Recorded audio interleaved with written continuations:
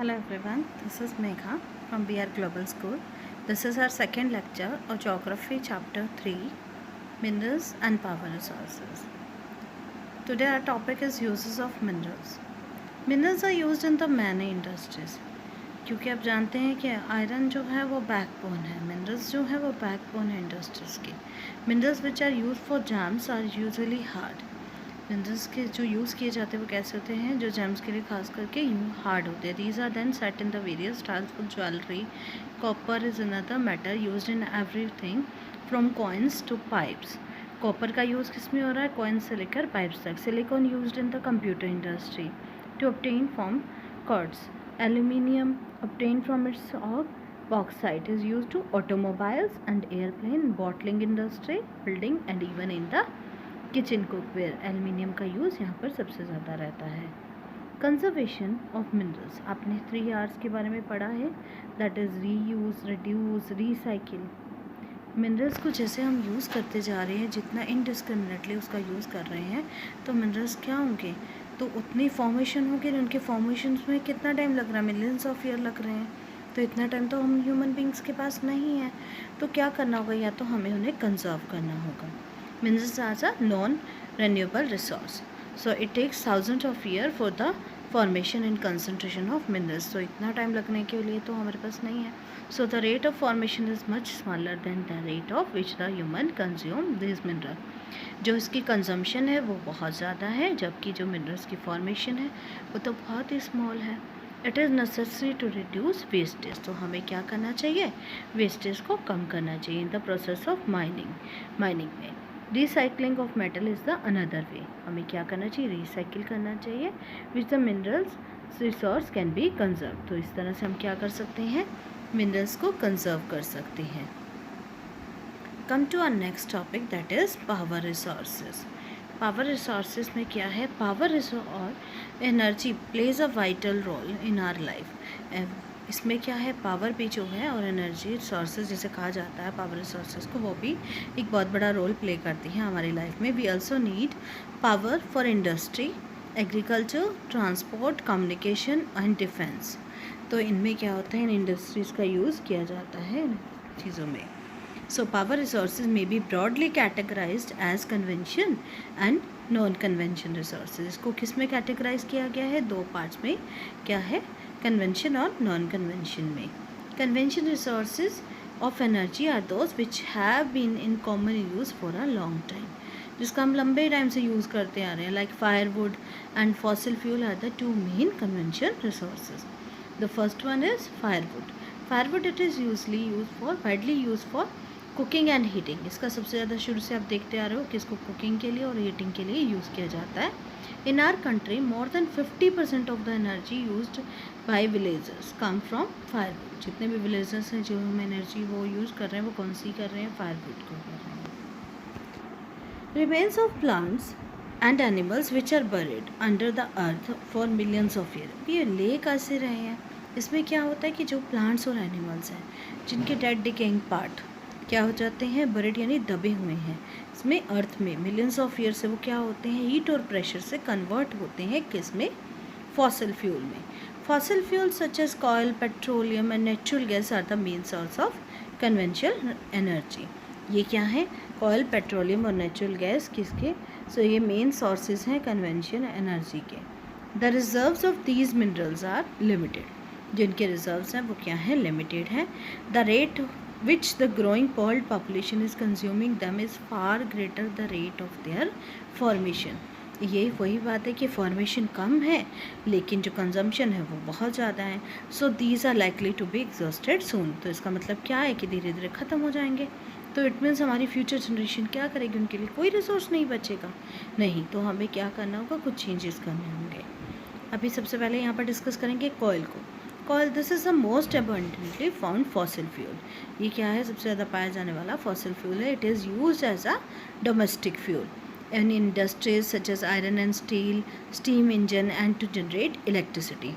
बेटा एक चीज़ ध्यान रखिएगा कि कॉयल से जो इलेक्ट्रिसिटी प्रोड्यूस की जाती है उसे थर्मल पावर कहते हैं, और जो वाटर से होती है वो हाइड्रो पावर होती है. The coal which we are using today was formed millions of years ago when giant ferns and swamps got buried under the layers of earth. अब यहाँ पर ferns and swamps का मतलब क्या है कि ferns में तो क्या है कि जैसे फ्लावर्स जिसमें ये एनिमल्स का जिनका फ्लावर्स का कुछ भी जो पार्ट बॉडी पार्ट्स बच गए जो दब गए. स्वैम्स होता है दलदली जिसके अंदर है हीट प्रेशर से ये क्या है कि बहुत सालों से दबे हुए हैं उससे एनर्जी प्रोड्यूस कर रहे हैं. Coal is therefore refer to the buried sunshine. The leading coal producers world के अंदर अगर हम देखें तो कौन से हैं? चाइना है, यूएसए है, जर्मनी है, रशिया है, साउथ अफ्रीका है और फ्रांस है.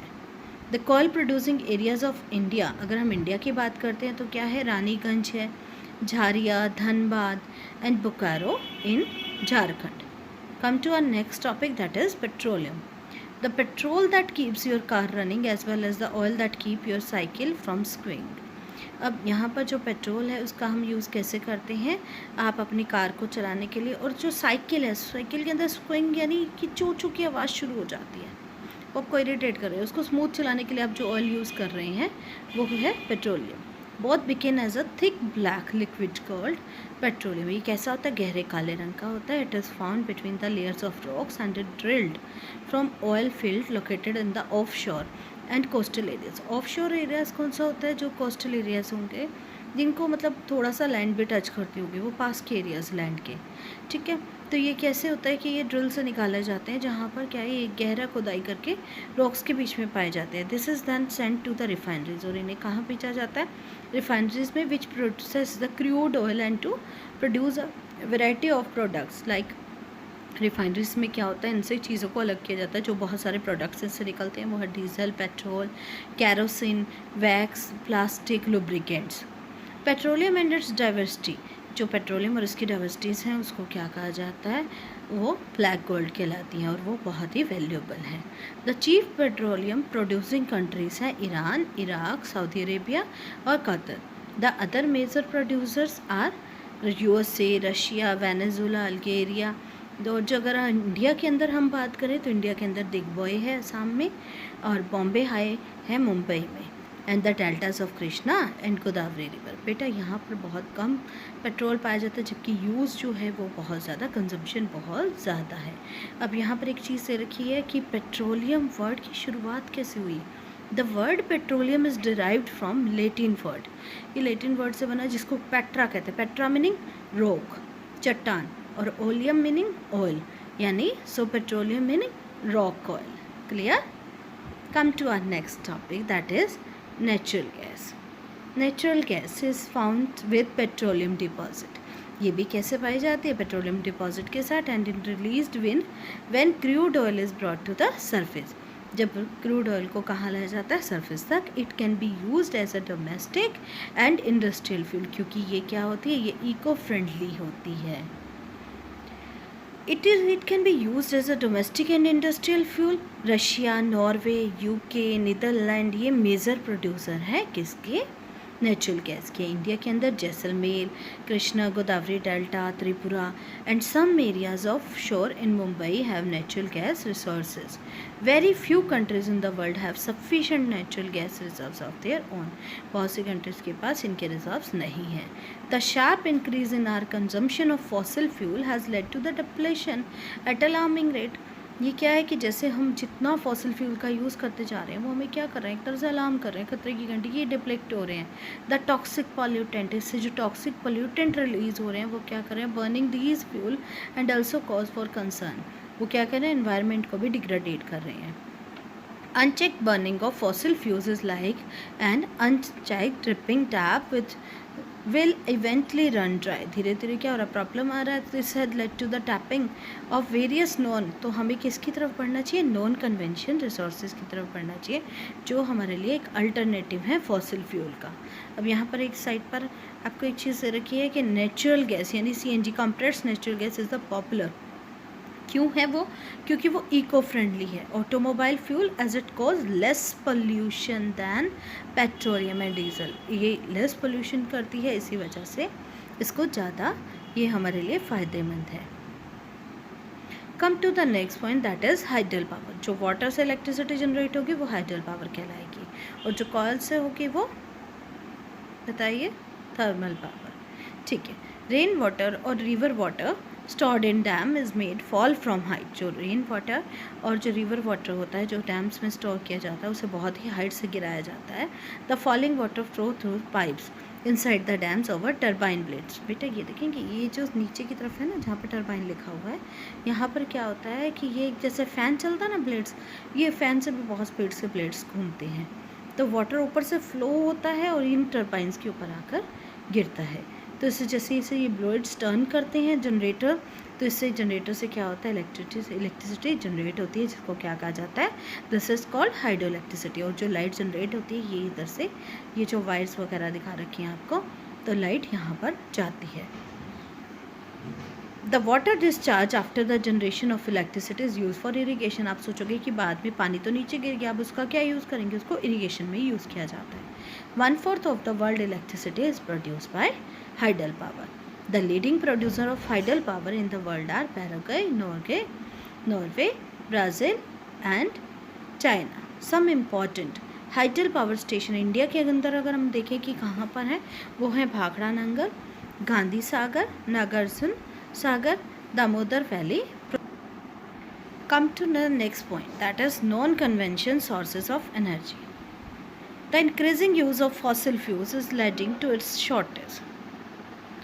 अब जैसे जैसे क्या हो रहा है कि ज़्यादा फॉसिल फ्यूल यूज़ हो रहे हैं, तो उससे क्या हो रहा है कि शॉर्टेज बढ़ी है। It is estimated that if the present rate of consumption continues, अगर ये कंटिन्यू रही तो results of these fuel will get exhausted, तो ये क्या हो जाएंगे, एग्जॉस्ट हो जाएंगे, ख़त्म हो जाएंगे। Moreover their use also causes environmental pollution, ये एनवायरमेंट को भी पॉल्यूट कर रहे हैं। Therefore there is a need for using non conventional sources such as solar energy, wind energy, tidal energy which are renewable. तो हमें non conventional sources का use करना चाहिए। नॉन कन्वेंशनल सोर्सेज जो होते हैं वो रेन्यूएबल रिसोर्सेज होते हैं जिनको रेन्यूएट किया जा सकता है। इसमें सबसे पहला है सोलर एनर्जी। सन की जो हीट है और लाइट है, energy can be felt by us every day, हम डेली उसे फील करते हैं। सोलर एनर्जी को ट्रैप किया जाता है सन से, कैन बी यूज्ड, उसको ट्रैप करने के बाद किस में यूज़ किया जाता है, सोलर सेल्स में। किसके लिए, ताकि उससे इलेक्ट्रिसिटी प्रोड्यूस की जा सके। Many of these cells are joint into the solar panels. तो ये क्या होते हैं, सेल्स कहाँ ज्वाइन होते हैं, सोलर पैनल्स पर, जिससे क्या होता है, जनरेट पावर फॉर हीटिंग और लाइटिंग पर्पज़ के लिए। The technology of utilising solar energy benefits are lot. ये हमें बहुत बेनिफिशियल है हमारे लिए, क्योंकि जो ट्रॉपिकल कंट्रीज़ हैं that are blessed with the abundant sunshine, तो यहाँ पर सबसे ज़्यादा सनशाइन पाई जाती है। Solar energy is also used in the solar heaters. ये कहाँ यूज़ होती है, सोलर हीटर्स में, सोलर कुकर्स में, सोलर ड्रायर्स में। इसके अलावा being use for community lighting, इसको कम्युनिटी लाइटिंग्स और ट्रैफिक सिग्नल्स के लिए भी यूज़ किया जाता है।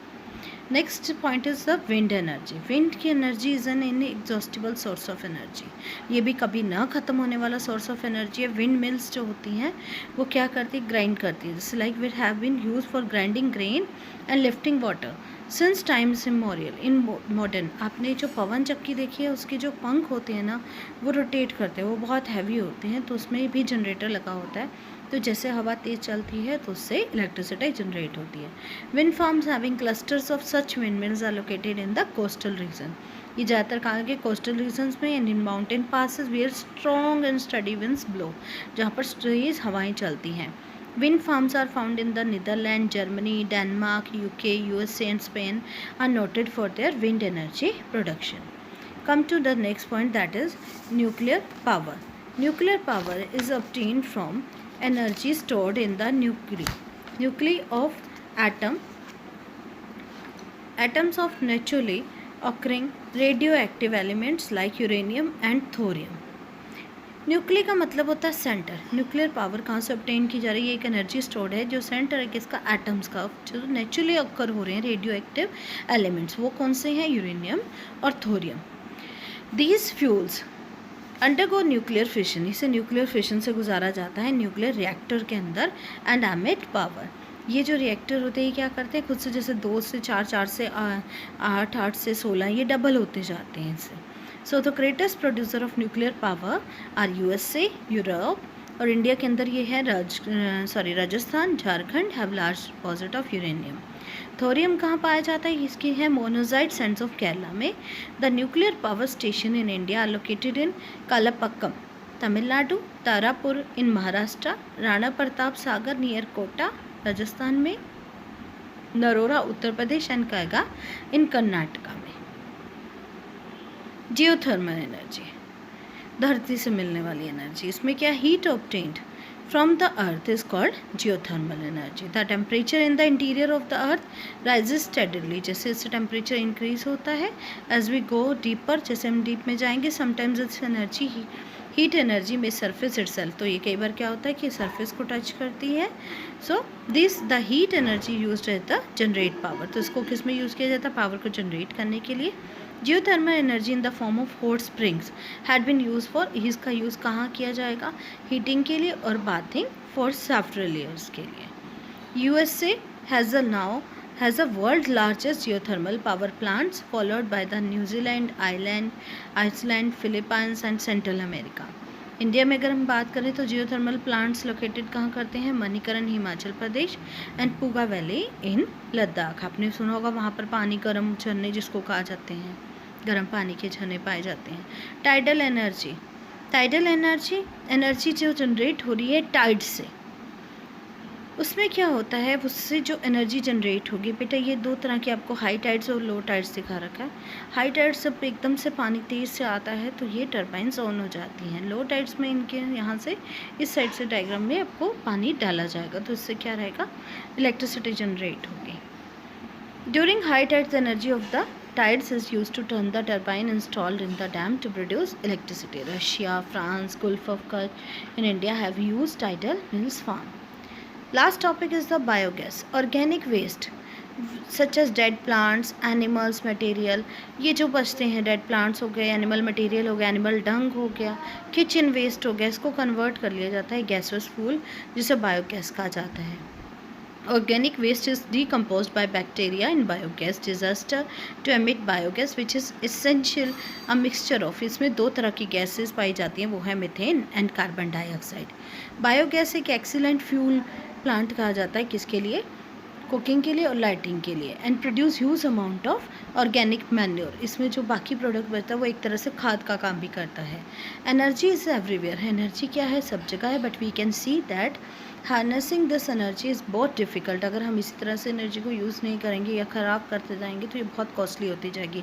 Each one of us can make a difference by not wasting energy. So हमें कभी भी एनर्जी को वेस्ट नहीं करना चाहिए। Energy saved is the energy generate, अगर हम एनर्जी को सेव करेंगे तभी एनर्जी को जनरेट कर पाएंगे। Act now and make brighter energy future. So हमें अभी से काम करना चाहिए, और क्या करना चाहिए, हमारा जो फ्यूचर है वो और ब्राइट बनाना चाहिए। आज के लिए इतना ही, यहाँ पर हमारा टॉपिक कंप्लीट होता है। अभी आपने क्या करना है, अच्छे से टॉपिक को रीड करना है, ठीक है। Thank you so much, stay home, stay safe.